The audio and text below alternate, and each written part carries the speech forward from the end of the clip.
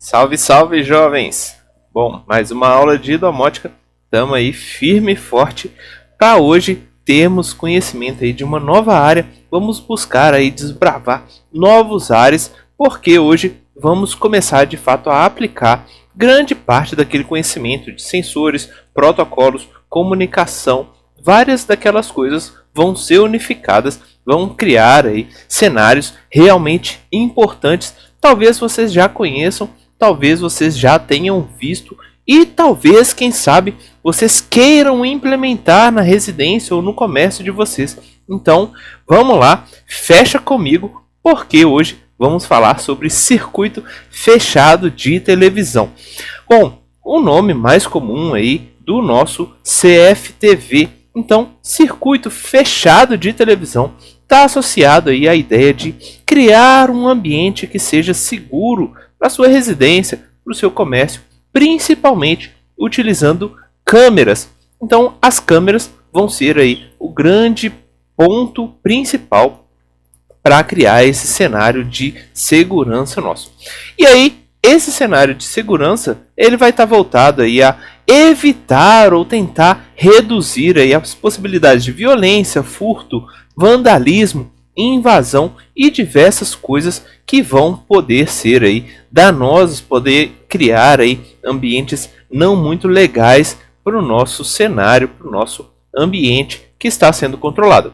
Então, a ideia de CFTV, essa ideia de circuito fechado de televisão, ela muitas vezes é um pouco estranha, porque a ideia de televisão, a gente está falando algo aí voltado para todo mundo, o que a gente chama de broadcast. Então, todo mundo teria acesso, mas quando a gente fala que é um circuito fechado, fechado vai trazer a ideia de ser algo restrito, então só algumas poucas pessoas vão ter acesso.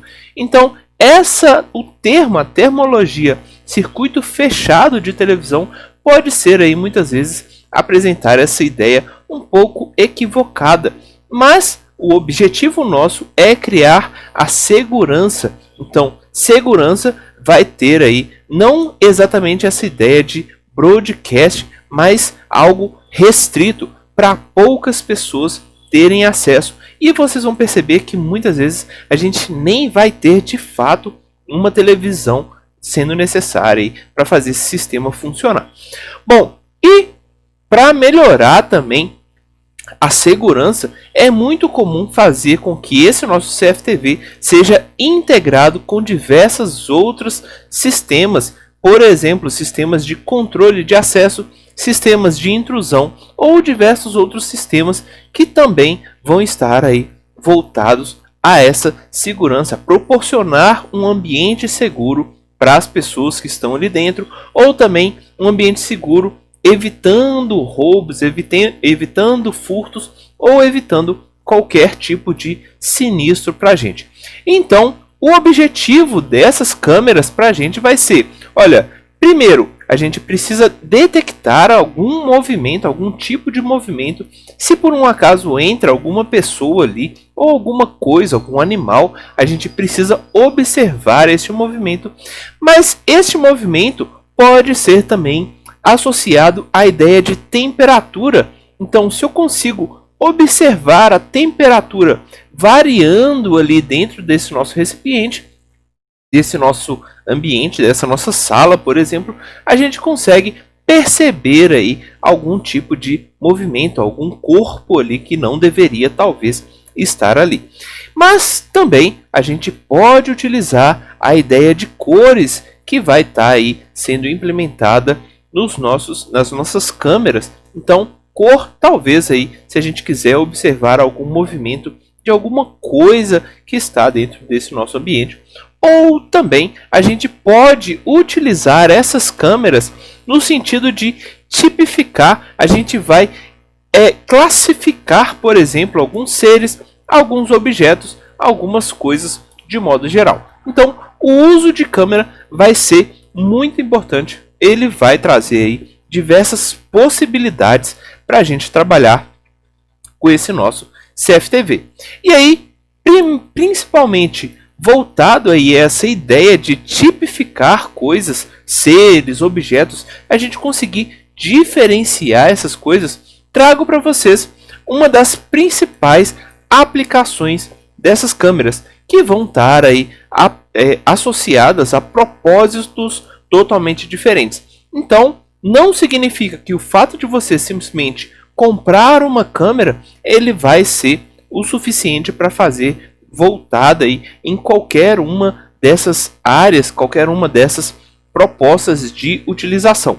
Porque essas câmeras, elas vão ter aí diferentes focos, diferentes objetivos. Então, por exemplo, se a câmera de vocês que vocês estão buscando é voltada para detecção, então essa detecção geralmente ela vai ter aí um amplo campo de visão. A gente vai observar aí um ambiente muito mais disperso, muito mais amplo aqui esse campo de visão dessa câmera.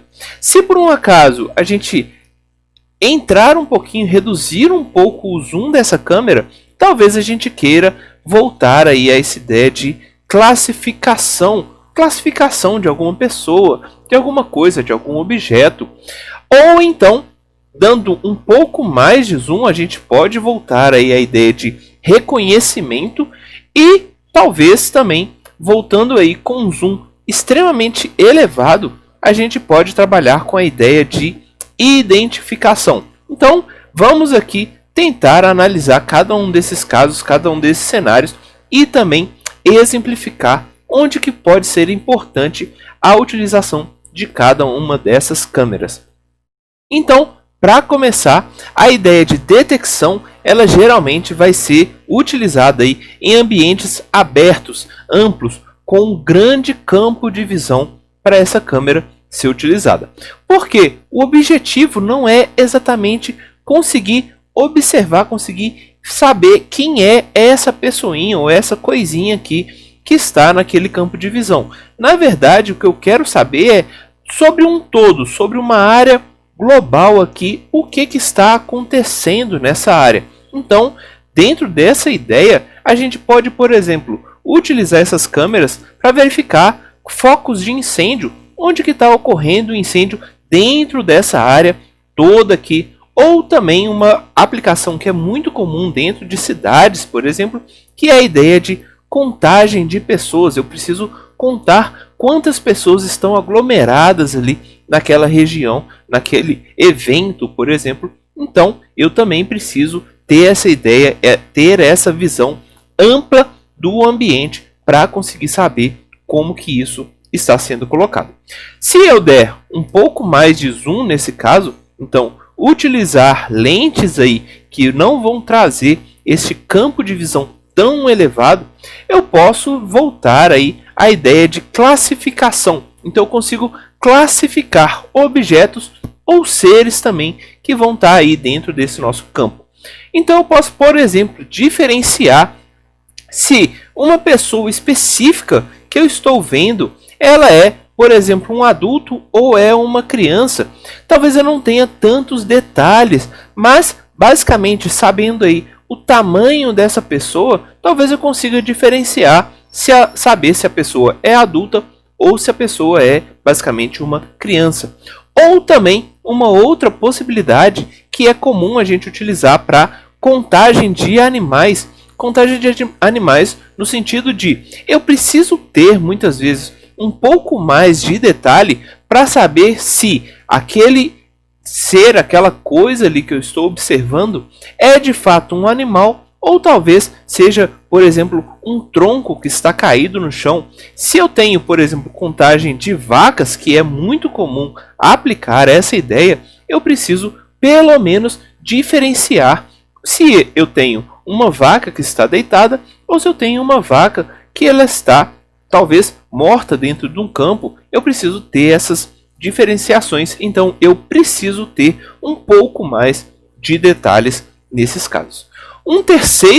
A terceira possibilidade, eu preciso de mais detalhes, eu preciso reconhecer alguma coisa, eu preciso reconhecer alguma pessoa. Então, olha, eu consigo, neste caso, com um pouco mais de detalhes, perceber a roupagem que aquela pessoa específica está utilizando. Se eu quiser, por exemplo, buscar por essa pessoa, eu também consigo observar algumas características físicas. Então, olha, será que essa pessoa tem um cabelo longo? Tem um cabelo curto? Será que ela está segurando algum objeto? Então, mais detalhes, talvez na ideia de reconhecimento, talvez seja já o suficiente para vocês observarem todas essas características.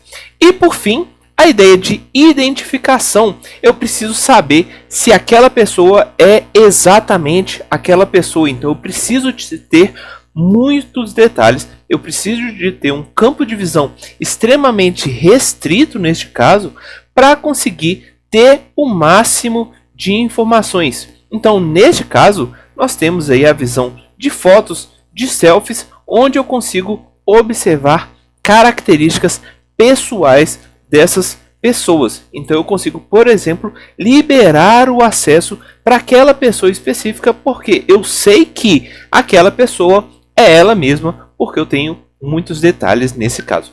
E aí, por fim, para exemplificar essa visão, então olha, temos aqui essa ideia de, olha, eu consigo saber quantas pessoas existe aqui nesta área. Então aqui eu estou buscando, na verdade, uma detecção. Eu preciso saber, olha, eu sei que existem pessoas aqui, mas eu tenho uma região aqui em cima onde não tem tantas pessoas.